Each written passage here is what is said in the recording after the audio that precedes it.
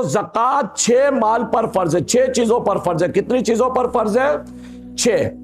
Number 1 सोना, number 2 चांदी, number 3 currency यानी पैसा, नंबर 4 माल तिजारत, नंबर 5 जानवर और नंबर 6 ज़राअत यानी फसल। अब चूंकि हम शहर के अंदर रहते हैं तो ये जानवर और फसल का मामला हमारे साथ नहीं है, तो हम 4 चीजों को समझते हैं। अब कौन से सोने पर ज़कात है?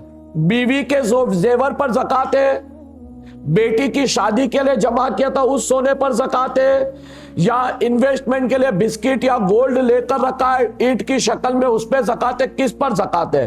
तो सोना और चांदी चाहे बीवी के पहनने के लिए है, बेटी के शादी के लिए, इन्वेस्टमेंट के लिए, किसी भी चीज के लिए, सोना या चांदी किसी भी शक्ल में है उस पे ज़कात फर्ज है।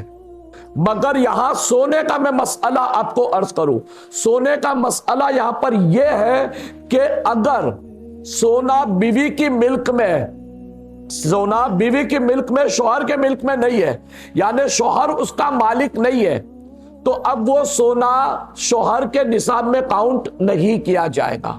क्योंकि औरतें जब शादियों कराती है ना तो अपने मायके से कुछ जेवर लेकर आती है, जिस जेवर की मालिक वो खुद होती है, शौहर उसका मालिक नहीं होता है, तो अब उसके ज़कात की जिम्मेदारी शौहर पर नहीं है। अच्छा, अब बाप ने अपनी बेटी के लिए शादी के लिए जेवर बनाया या माँ ने बना, अब किसी का बाप नहीं होता है, बाप का इंतकाल हो जाता है, अब माई बच्चों को पाल पोस कर बड़ा करती है, माई काम करती है, तो चाहे माँ ने बनाया चाहे बाप ने बनाया, बेटी की शादी के लिए जो जेवर बनाया, अगर बेटी को मिल्क कर दिया कि बेटी ये तेरा है, तेरे लिए बना है, इसकी मालिक तू है, तो अब इसकी ज़कात बनाने वाले पर नहीं है, यानी माँ पर भी नहीं और बाप पर भी नहीं है। और बेटी अगर नाबालिग है तो उसकी ज़कात बेटी पर भी नहीं है, और अगर बेटी बालिग हो गई और मालिक बना दिया तो अब बेटी पर ज़कात है, अगर वो ज़कात नहीं देगी तो गुनाहगार होगी। अच्छा, अब ये तो बेटी के अलावा कई लोग जो है बच्चा पैदा होने के बाद अपने बच्चों के लिए, यानी बेटा हो या बेटी हो, कुछ इन्वेस्टमेंट रखते हैं या कुछ उनके नाम से फिक्स डिपॉजिट रखते हैं या कुछ अमाउंट जमा करते हैं कि भाई इसको हाथ ही नहीं लगाना, ये बच्चे के एजुकेशन के लिए, बच्चे की पढ़ाई के लिए। तो अब अगर वो माल जो हमने निकाला, वो माल जो हमने निकाला बच्चे के एजुकेशन के लिए, पढ़ाई के लिए, उसके फ्यूचर के उसके मुस्तकबिल को रोशन करने के लिए जिस गरज से भी निकाला, तो उस माल में भी यही हुक्म लगेगा, यही देखा जाएगा कि उस माल का मालिक कौन है। अगर उस माल का मालिक वालिद है और वो निसाब को पहुंचता है तो वो माल की ज़कात निकालनी होगी।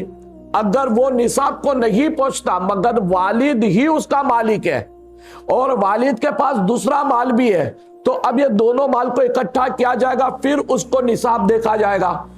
और अगर वो माल का मालिक बच्चे को बना दिया और बच्चा बालिग है, बेटा बालिग है, और वो माल निसाब को पहुंचता है तो बेटा उसकी ज़कात निकालेगा।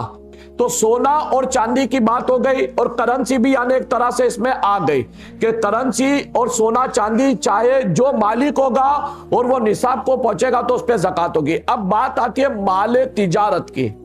माल तिजारत किसे कहते हैं? यानी वो माल जो बेचने के लिए खरीदा गया, उस पर साल गुजरने पर ज़कात है, साल गुजरने पर ज़कात है। ये सोना चांदी और करेंसी पर भी साल गुजरने के बाद ज़कात है। अब साल कैसे काउंट किया जाएगा ये भी इंशाअल्लाह ताला मैं अर्ज करूंगा। तो जो माल बेचने की गरज से खरीदा गया वो माल माल तिजारत है। अब जैसे मोबाइल फोन, ये हमने इस्तेमाल के लिए लिया, इस पर ज़कात नहीं है।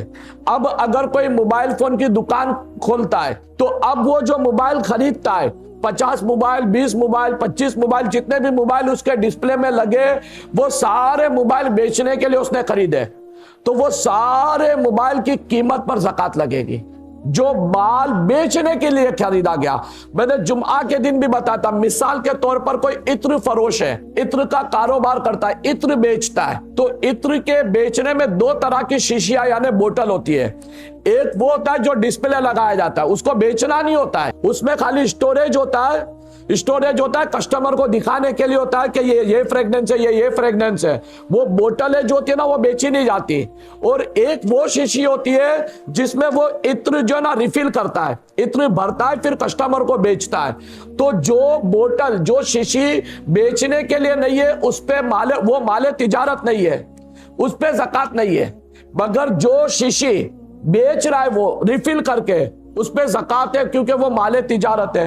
अच्छा, अब जो इत्र उसकी दुकान के अंदर है बेचने के लिए, वो माले तिजारत है, उस पे ज़कात उसको देनी होगी।